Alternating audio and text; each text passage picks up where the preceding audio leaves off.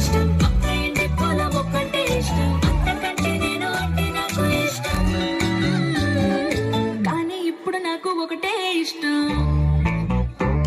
అది నా కోసం నువ్వు పడే కష్టం